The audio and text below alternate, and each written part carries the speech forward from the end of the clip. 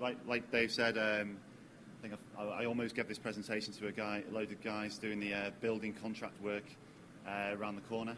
Although I followed the Ellerbick Road and found my way here. I've been working for Latitude for over 8 years now, working within the iGaming space, or specialising in the iGaming space for over 7. Now today's presentation, I'm hoping that it kind of doesn't leave you wanting, a bit like England's World Cup bid. And in the vein of transparency, obviously Google don't offer that transparency with their search data. I do have a prize up for grabs today, a nice bottle of Chateauneuf de Pape, easy for me to say. And certainly there's will be a question on that just to see if you can have the chance to win. Okay, so without further ado, today what I'm going to cover off is just to give you a bit of an idea on not providing and what it means to a lot of the kind of webmasters and their ability to track at a keyword level. So from our perspective, it's about knowing the situation. So what is the situation as it stands? Why was it created? Why did Google do it? Knowing the impact and the significant impact it's having on the webmasters and people around the internet marketing world. Also knowing the tools that are available to aid the process of actually tracking and enable you to still generate an ROI through your SEO activity. And also finally just summarising really what is plausible and what can be done, and the tools and the forecasting that we utilise to try and make sure that we offer our clients and our partners an opportunity to be able to have a true reflection as to what is achievable within SEO. Okay, so like Roy Hodgson, pondering why they did this and also why England did so poorly in the World Cup.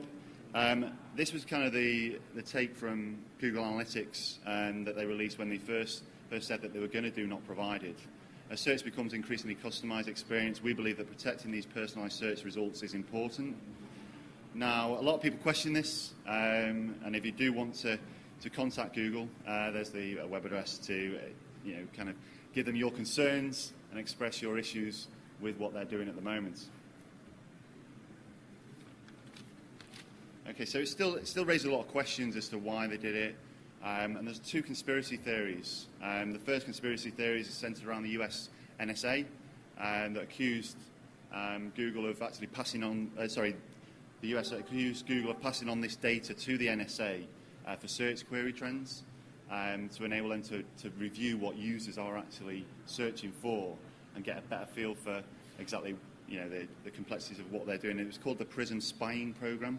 And a lot of people say that was a core reason that they created the not provided, just to prove to the US and their users that they were there to protect their users and not delivered information to the NSA. The second conspiracy theory is very much centered around, okay, not provided, organic.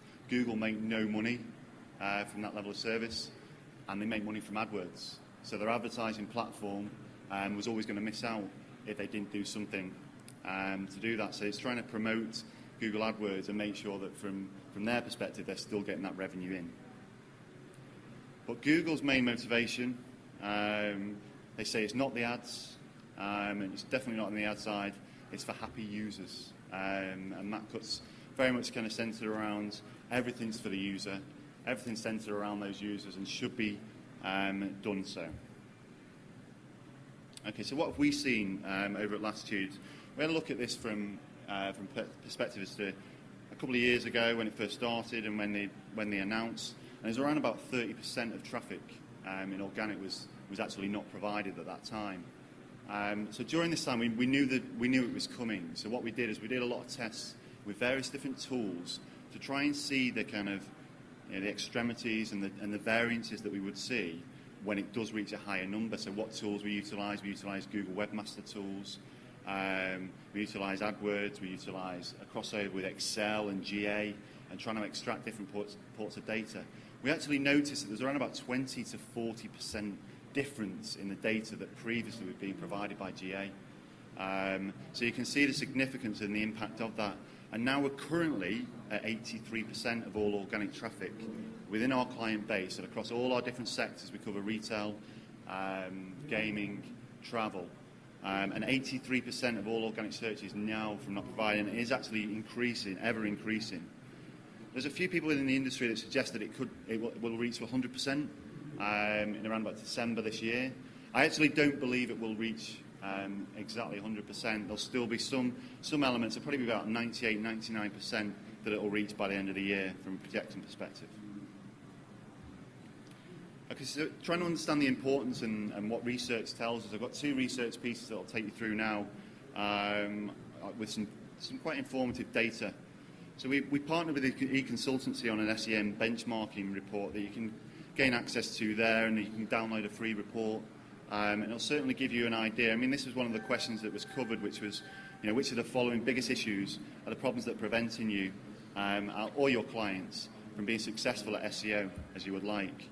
I don't know if you can see all the different reasoning there, all the different sources. The number one was actually lack of internal resource, so this is where you've got kind of development issues and actually implementing source for SEO benefit.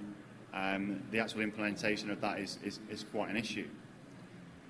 But from our perspective, the most important things, and from clients it was 32%, and from agencies it's 29%, that Google Analytics keyword data not provided was the most significant issue that they were considering this year and centered around these issues. So the number two really within the overall mix.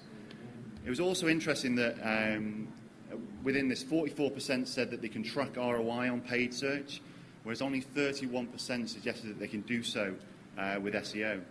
So the importance and the issue is certainly significant enough. Okay, so just moving on quickly just to how people are measuring performance and the metrics that they're allowing to use here. This was a Moz report from this year, so what I've tried to do is take data from this year that's obviously going to be most relevant. Now, respondents could actually answer more than once on these different sources and how they currently utilise measuring performance of SEO. Now, 69% focus on conversion rate and performance metrics. This is still allowed, you still get this access in Google Analytics, and it's still a massive source for improving your performance and improving your campaigns.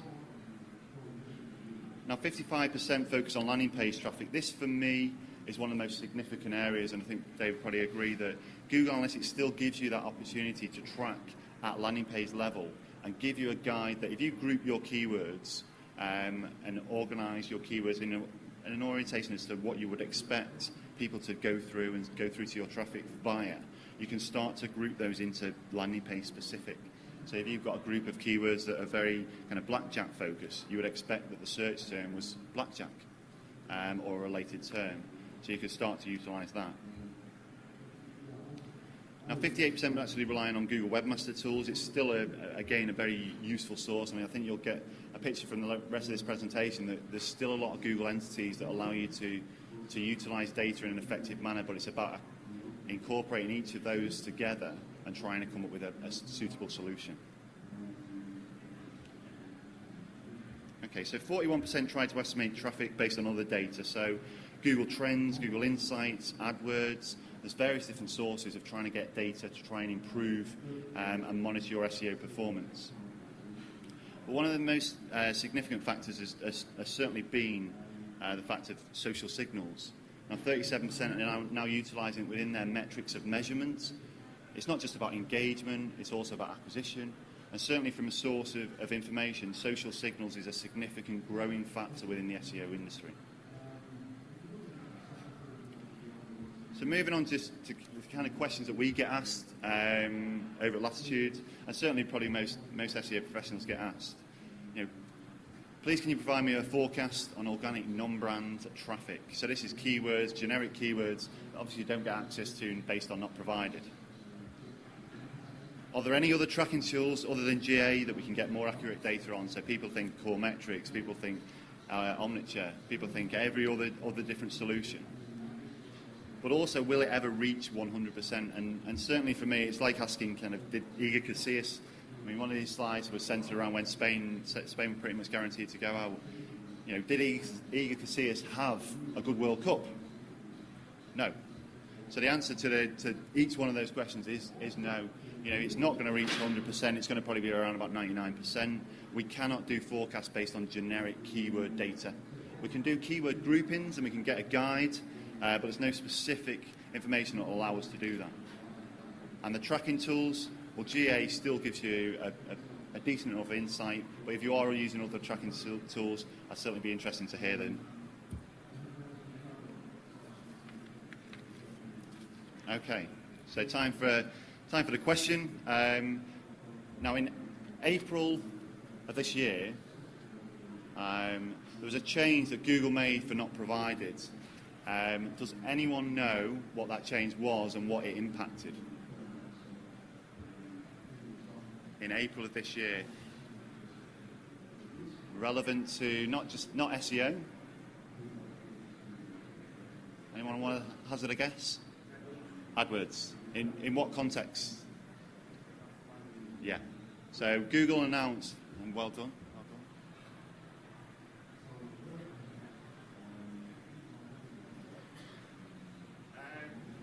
Yeah, so it's Google obviously threw the cat amongst the pigeons and announced that there was going to be not provided data for PPC traffic as well.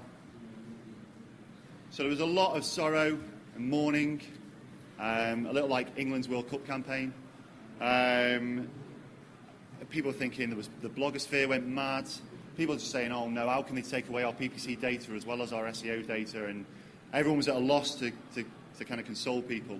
A little like Gerrard after the England game versus Uruguay. Now, however, it wasn't as bad as first thought.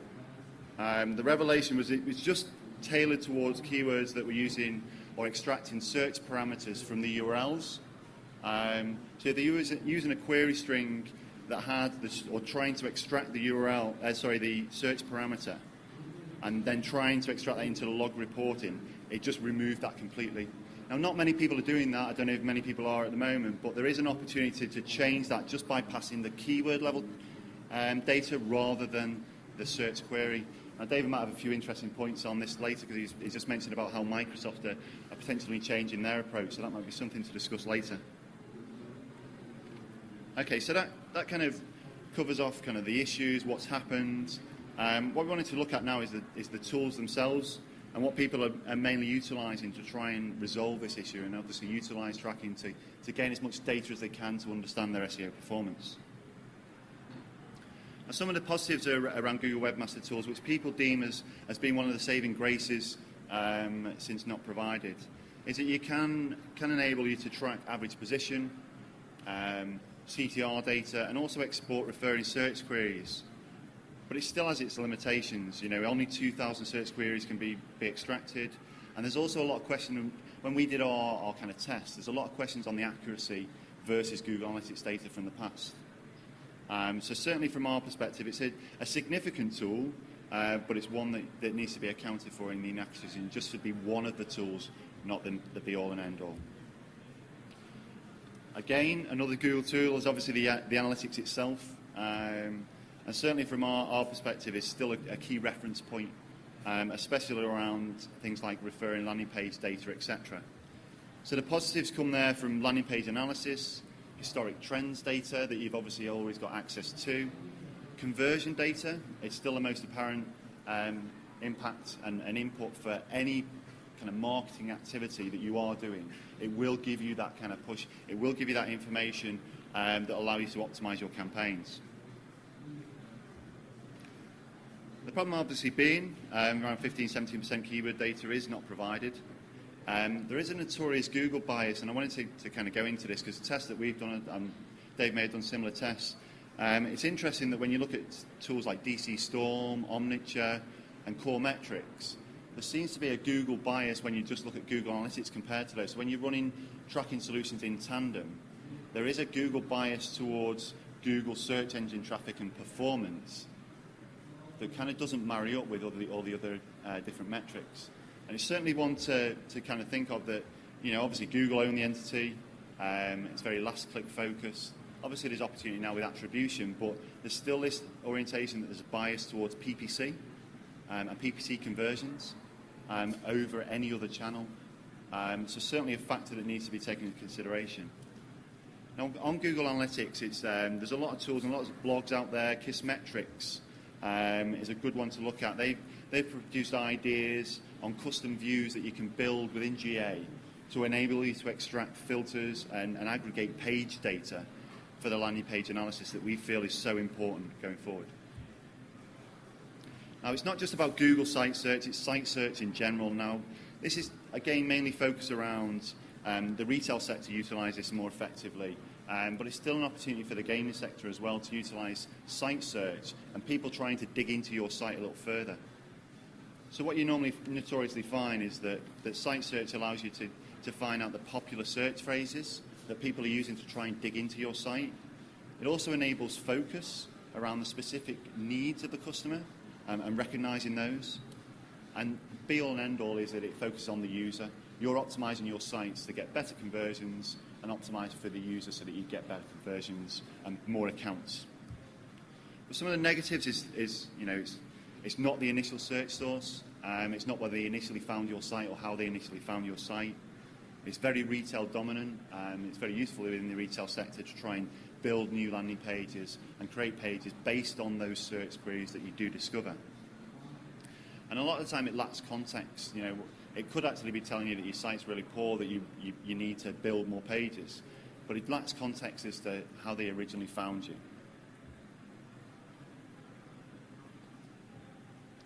Okay, so on AdWords, again, another Google tool.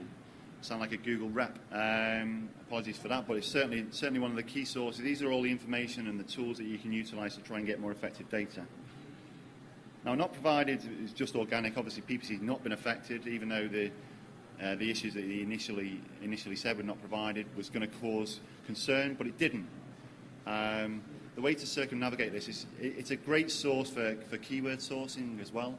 So new keywords, testing keywords, how they perform, and then where you should place your focus within your SEO campaigns. It's a great source of doing that.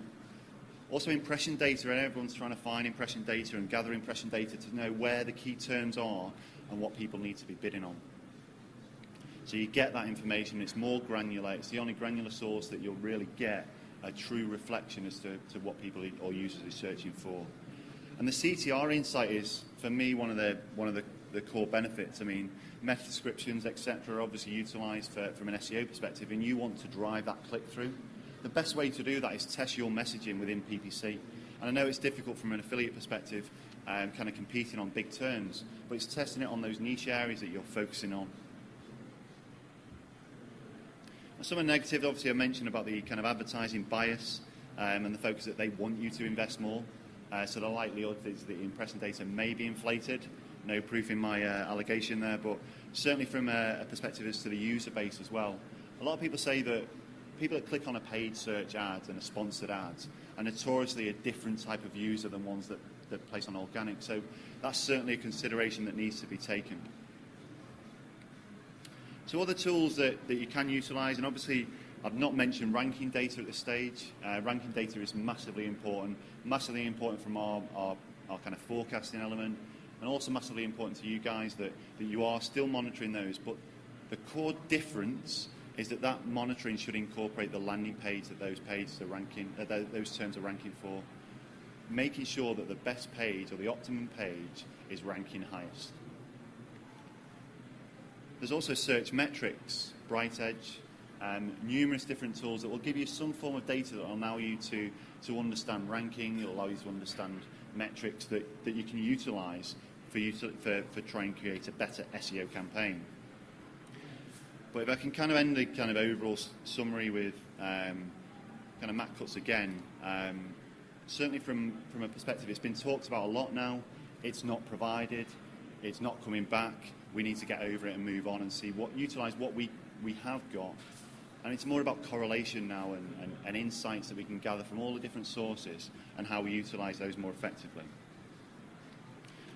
I think I mentioned within the kind of article as well that, you know, it's kind of a case of not chasing the dream, trying to get that accurate data. It's about managing and working with the actual reality that the data is not provided, but there are sources out there to try and enable you to improve your campaigns. Okay, so what others think, and I notoriously look at Rand Fishkin and what he offers, and the whiteboard videos that he utilises on the Moz blog. Certainly worth a look. I think it just gives you a visual representation and a talk through as to how these things are kind of affecting people. But three key areas for me, certainly from from a perspective as to taking learnings from RAND and also learnings from ourselves, utilize AdWords data or have some form of AdWords account that you can utilize to try and get this kind of insight. Track rankings, but not just rankings of the pages that are ranking on the landing page. Utilize GA to enable you to do this as well. And also from GWT and CTR data, GWT is very useful from an average rank perspective, and it's also useful from a CTR perspective by position. Okay, so try and give you a bit of a kind of takeaway really, or an approach as to how we utilize this from a forecasting perspective, based on what is achievable and what data is available. Now we focus on these core areas. I'll take you through each one just to give you a bit of a guide. Now, search volume, a lot of that's taken from tools such as AdWords. But some of the key factors that are associated with kind of search volume is making sure that you understand seasonality. Seasonality is a massive factor when you're forecasting in order to ensure that you don't inaccurately forecast and over-project, under-project, and just get a true reality as to what the likely impact is going to be of seasonality. Now, CTR, this is something that's quite bespoke to ourselves as to how we utilize our own approach. I'd be interested in hearing other people's, but it's a collation of all the different metrics. So we utilize the impact that PLAs are going to have, place listings. PLAs are kind of product listing ads. It doesn't really affect the gaming sector, but it's a significant factor in getting the average rank.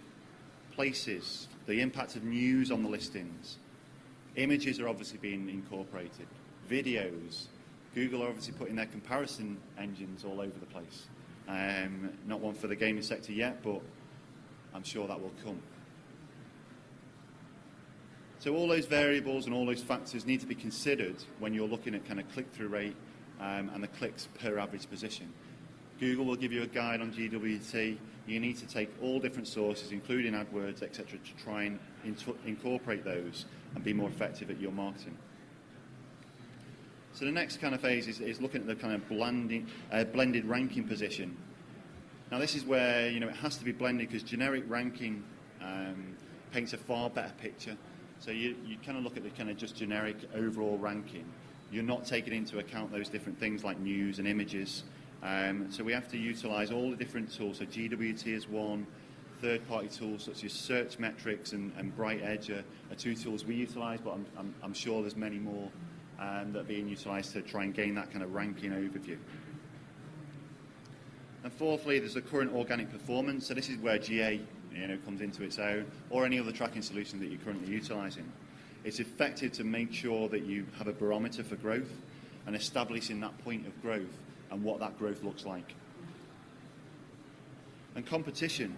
It's a key factor that there's obviously such a competitive market and there's competitive terms that everyone's trying to strive for. So it's understanding and realizing the true growth potential in those terms and where the niches are that you can realize extra volume, better conversions, and better performance overall. And it's also looking at the keyword list. Certainly from our perspective, it's moving away from these top terms and looking at them in a bigger group and overall keyword groups based on the landing pages that are ranking and building out your site based on what people are searching for. So all in all, these kind of factors or these considerations that we look at, these build into our forecast to project a more accurate forecasting model and a more positive growth. Because what you sometimes find is that people will project, we can grow your account by 30, 40%. It needs to be realistic. It needs to be true to, obviously, the competitive nature of the market, what you're after, and what you're looking to achieve. So what is plausible? As I mentioned, it is a case of getting over the not provided and utilising what you can. So just to summarise, really, it's important about using landing page data. You can extract these from Google Analytics, and it's certainly a great source for doing that. It's about combining GWT data and ranking data in order to incorporate a better and more effective SEO campaign. And it's about grouping those keywords to ensure measurement. So group the keywords effectively so that you can enable building out your site more effectively and creating the best landing pages possible for the user. It's also about using PPC to scout new keywords. It's not just PPC though, you can use site search as well to build out that keyword reference.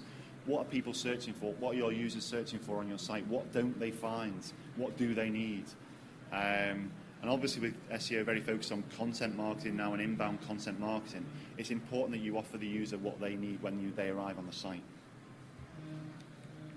It's about integrating social measurement criteria. It's a massive effective discussion, and I imagine a few questions will come back to Dave on this kind of point on social from an SEO perspective and how important it is. You know, the big brands obviously are succeeding from an SEO perspective, and it's about trying to find niches or areas and utilize social media to gain that traffic through to your site that Google sees you as an authority in that area. There is no silver bullets from a not provided data perspective, but it's utilizing the stuff that you have got and utilizing it more effectively. So there's just a couple of sources that are kind of utilized and reviewed for the session, and certainly something that you may wish to take away or have a look at your own leisure. Certainly SERPs.com is a great one from, they compare around about 5,000 sites, and it's over very US centric, but they're looking at around about a rate of 88.65% of not provided users. Also there's certainly from a search engine watch, that's a great kind of source of information from myself mainly, but it kind of encapsulated the point, which is we can now only correlate the information and the data, but they do give a quite useful way of how they utilize it for GWT, Google Analytics and Excel, and the utilization of that to try and make more effective use of your data.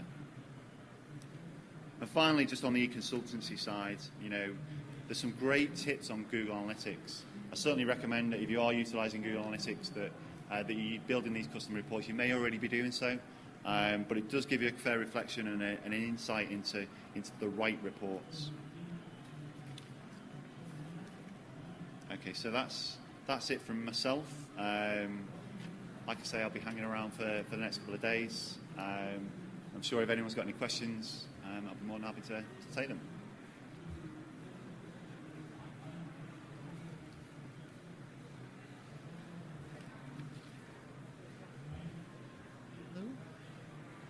Okay, so before we open up to the floor, one of the things that kind of like interests me a little bit is the fact that when we had the increases, a lot of people originally thought that was coming from the analytics guys, and it wasn't.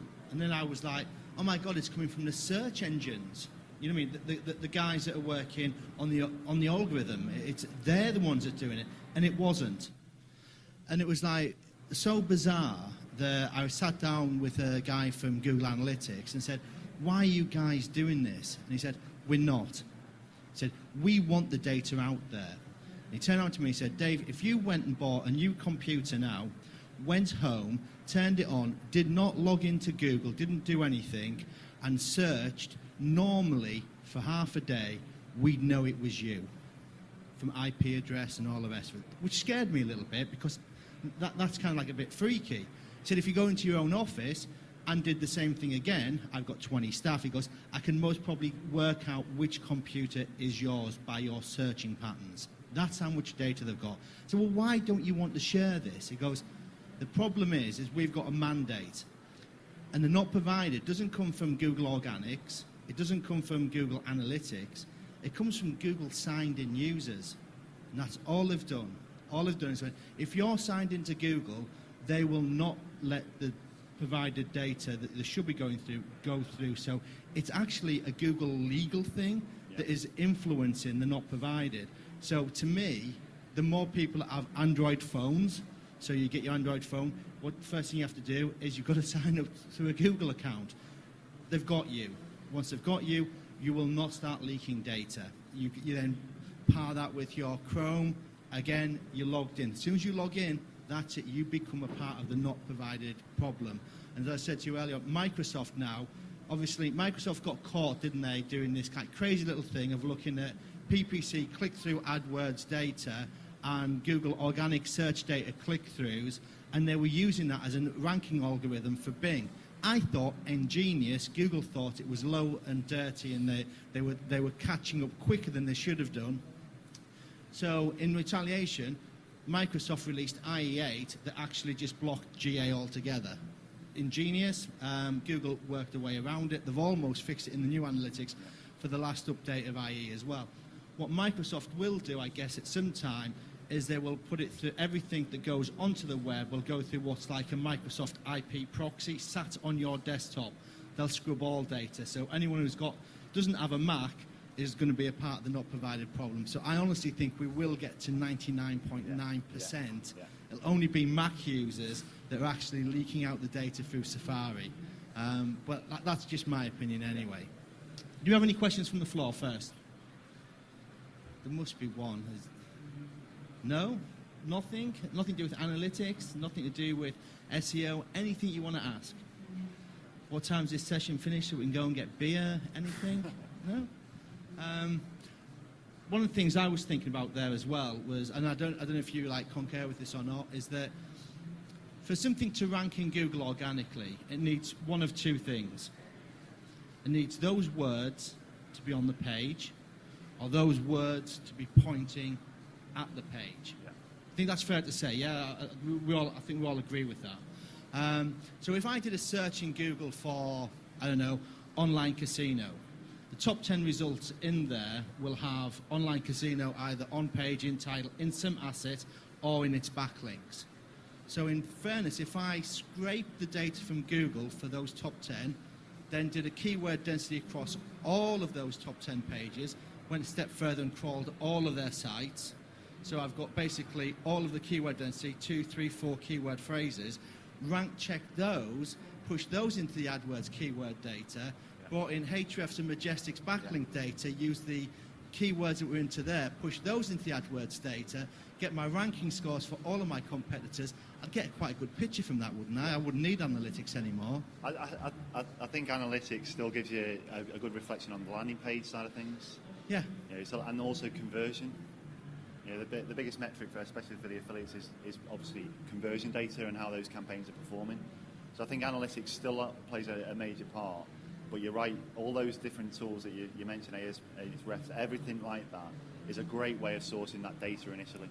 Yeah, and to me, it's like, the other thing is that I'm from the old school where JavaScript was like, you would never put that on your website. It just slowed it down. I mean, there's still a wealth of information sat in your log files. Yes. You know what I mean? I just wish someone would actually break the mold and come out with a decent server, you know what I mean, analytics program other than like pwiki or GetClicky or something like that, where you can actually get a server installed, stick it on your server, analyze your logs. We still run old web trends.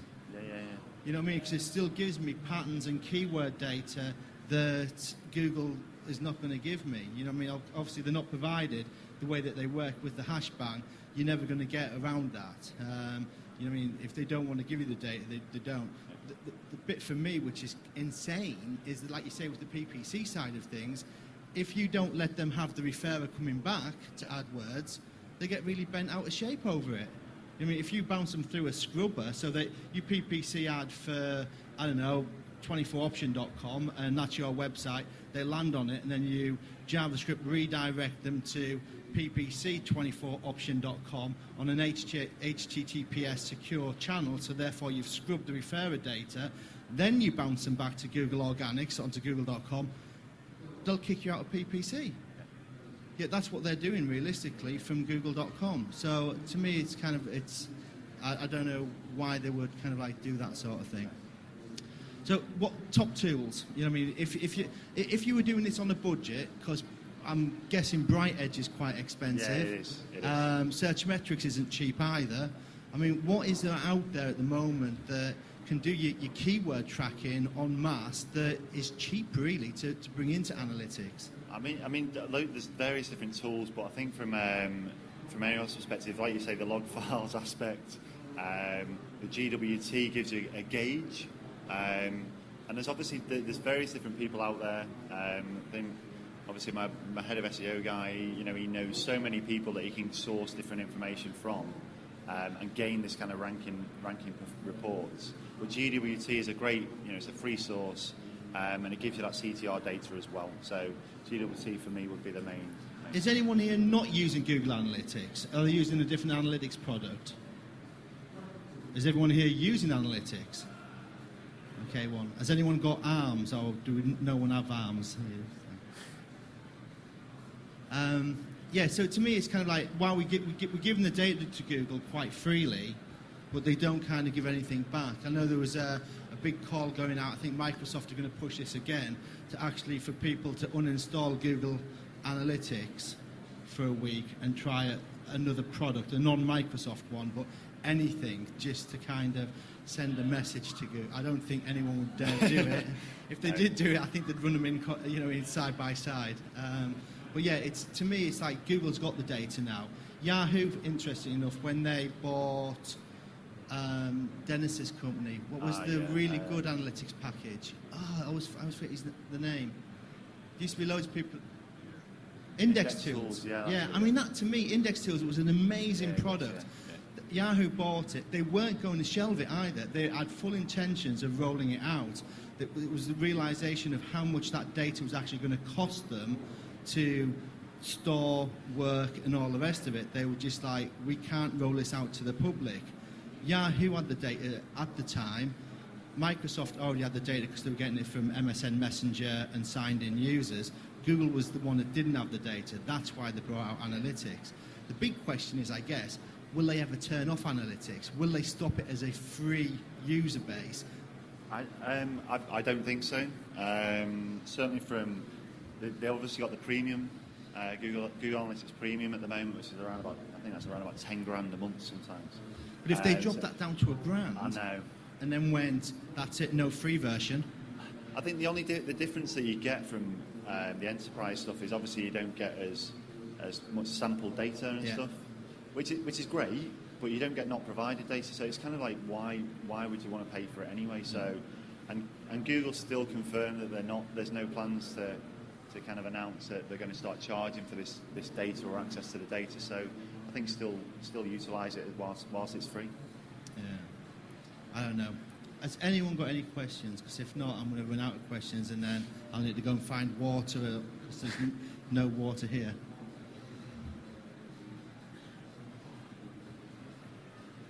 Hello. Okay, question not necessarily related to the presentation. Are you anticipating any major Google updates like we have witnessed a couple of years ago, or Google is going to give a rest for a while? No, I think we've got two big ones coming. I don't think we've seen the new Penguin update. I think that's overdue. It should have already happened. I was speaking at a conference just recently, and I said that, funny enough, that it was very much on a 6-monthly basis, and the reason for that was that Google said if you were hit by Penguin, it was because you were buying links, and no matter, even if you cleaned up the links, disavowed the links, if you had been naughty enough, they wanted to ensure that you kept in that penalty until Penguin reran again. Now, my readings from that was that when they run Penguin, they flush the data so that everybody will be okay for 24 hours. So you'll see a massive fluctuation in rankings. You'll see sites that used to rank 6 months ago pop up, and they might be back at number 1, number 3, number 4, wherever they were previously. If they haven't cleaned up, Penguin will rerun and they'll be out again. Okay? If you have cleaned up or you've disavowed it, you'll be back in again. But that's not run yet. So I'm still seeing sites that have been held by Penguin for almost 7 months now, knowing damn well that they're clean. And I'm being told that you'll have to wait till the next rerun. So that's coming. I think that what they class as the payday loan update, which is not a payday loan update, it's a spammy query update. They've run it once. We saw massive movements in areas that shouldn't have been penalised. So I think someone, even Branded 3 mentioned Trustpilot just recently, the fact that they were absolutely hammered, and then a week later they were back. Well, they were hammered on the spammy update, query 1. So whatever the algorithm that they used on that, they've had to reverse it, they've had to soften in that one. So I'm guessing they're still going to run that one again, because I was saying to you, wasn't I, Moz did a piece about how the Viagra SERPs had totally miraculously changed. They were brilliant. You know, it was the NHS, it was Pharmacy to You, Boots, all these pharmaceutical companies which were proper bona fide, and they had a list of all the ones that were spammy. Before the update, there was one clean website. After the update, it was that one clean website was at position 5, was at position 1, everything below it, totally clean. Totally get it, fantastic. 1 week later, 60% of it is back to spam and parasite hosting. So it almost feels that they do these propaganda things, but they can't hold the spam down hard enough because it affects real sites. So they're having to keep it softer all the time while they try to work on what the best course of action. So yes, there's a big one coming. That it has to, and I think that we'll definitely see a Penguin update shortly. That, you know what I mean? It's like, I'd stake my reputation on it. It has to come. There's sites that have been held back that shouldn't be held back. Small business sites that have engaged in SEO companies that have been paying like $100 a month sort of thing, and they've been ranking for fish and chip shop in Amsterdam or Dutch sausage in Amsterdam. You know what I mean? Where it's just basically a load of spammy links pushed into a crappy landing page, and that's worked in the past. They've disappeared, but nothing's replaced them, if that makes sense. They should be there. They should be there by de facto, but they're not because of what an SEO agency has done to them in the past. So that's what they're trying to work on. You've got the situation where what SEO agencies have done to small businesses, that's hurting Google now, because they can't run the really heavy update that they want to run to take out realistically the affiliate marketplace. You know what I mean? Because it's like, we not all know, if we've played in the affiliate marketplace, we don't play to lose, we play to win, and whatever rules Google put out there, we're not going to stick by them. We're going to try and break them at every bloody corner of the game. We just want to be in the first page, what our traffic and what our dollar at the end of the day. So yeah, I think there will be a big update. Month, maybe 8 weeks. It'll be a big one. Has to be. I think so, yeah. Barcelona will be I think it'll be a good one. And the other one as well, watch out for when Matt Cutts is speaking. Wherever he's speaking, he always likes to announce something. So the spammy update one was announced at SMX Advanced in, was it Seattle one, where it's just happened? I got sent a video of the things he said there, and it was kind of like interesting. Again, he mentioned that they often roll out things that are aggressive and they have to roll it back a little bit. So we've seen rollbacks. I think so. I think some of the changes as well is there's obviously the Hummingbird update, which I don't think we've seen the true impact of. It's about the content and how content is obviously read and written. It's about conversational content and having that sort of content that will engage with the users. So it's about improving content on the site, so it's more conversational, it's more just kind of softer than the kind of hard keyword density focus as well. I think that we've not really seen the impact of that yet, and I think that will be a more significant factor, because social marketing and social metrics are coming into play, and the content outbound and inbound marketing is more of a factor now. And content, I don't want to say content's king, but literally it's the major factor within any website now. The content that you host externally and the content you host on your website, how that's written, the importance of the grammar, the importance of everything now. Google's advancing algorithms will take that into account and has to be considered. Google to me is still a link-based search engine. It really, you know what I mean? It's not the anchor text links that it used to be.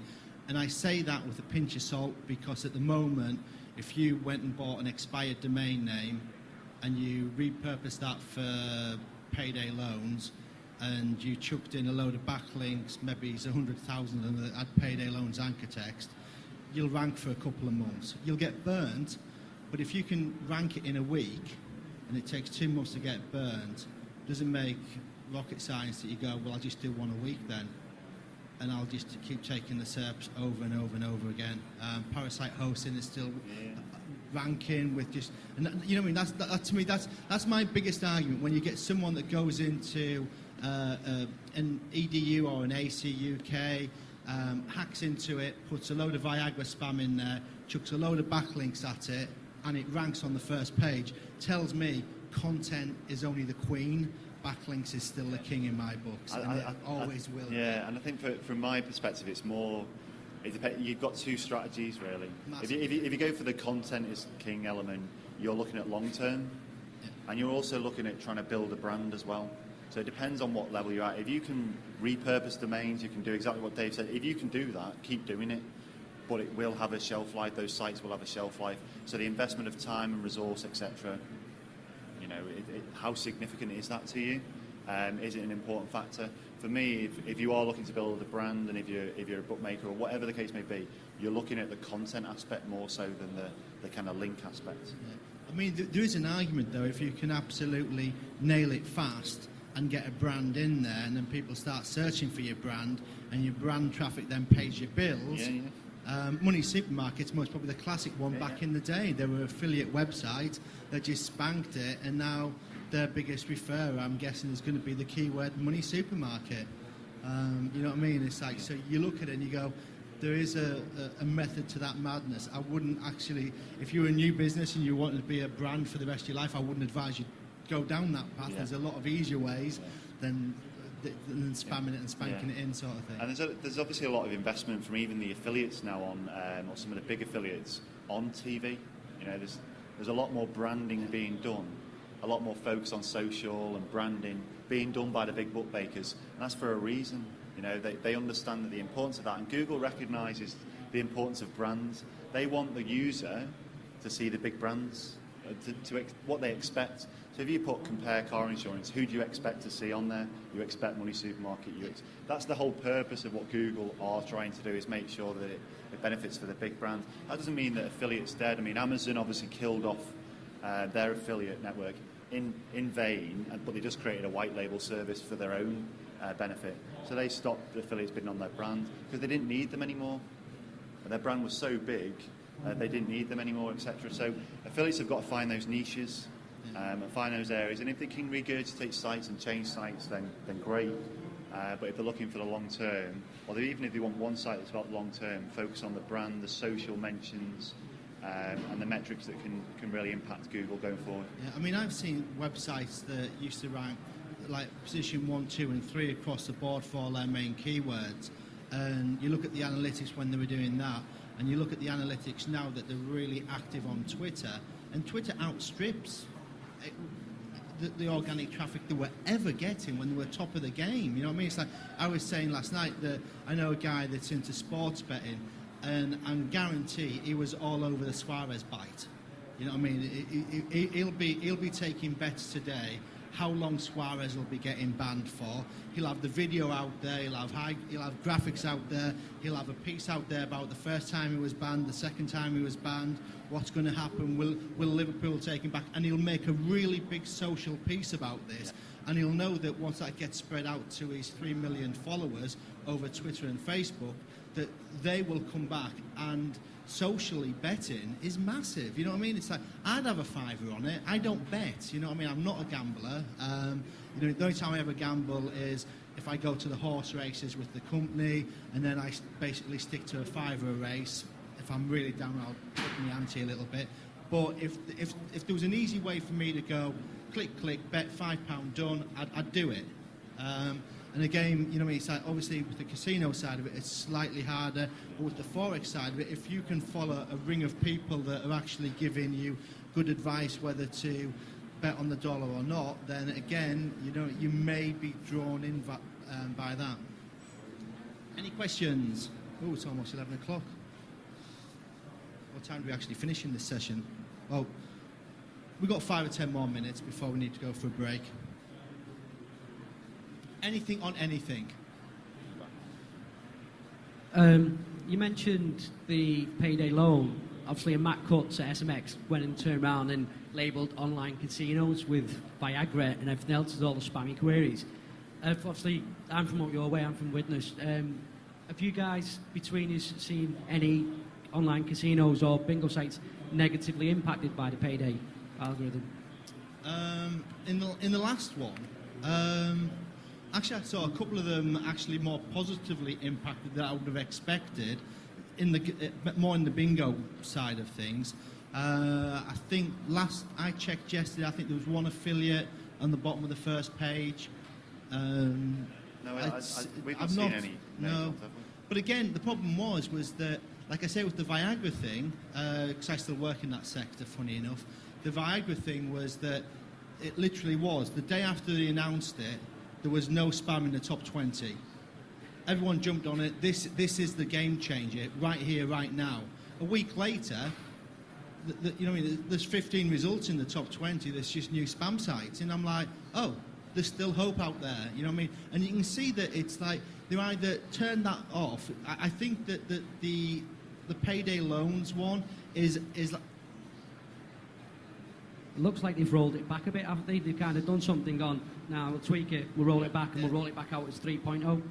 well, I think that there's pre-algorithms and post-algorithms. So you have an algorithm when it's spidering, and when it comes back to the data center, they run something on that, and they go, actually, that's spam. Don't even put it into the clusters. And then they have post. And then they'll rerun it. Yeah. So what happens is that you do a search query. It goes to a database cluster. As it's bringing out the results, it goes, oh, don't get that one out, and that one out, and that one out. And I think that's almost what So we do their job for them in a way. Yeah, basically. And obviously, the click-through rate in organics is a signal. We know that now. So if people are clicking on a link, landing on a landing page, irrelevant, click straight back on the short click, that has an effect. But the problem is with the spammy pages, you click on a page, it chucks you all over the internet, throws up 1,000 pop-ups of live chat and stuff like this and naked ladies, and you're like, oh, I'm slightly distracted. I wasn't really looking for that. Click, click, click. But my signal is I'm a long click. It reduces your bounce rate because you're looking at it. Yeah, so where the old affiliate type thing was, there's my landing page, sign up, you go, that's not what I'm looking for and I'm out of here. Now, if you bounce them around a little bit, you get the situation where they can't do the short click. Well, I think obviously Neil just touched on that.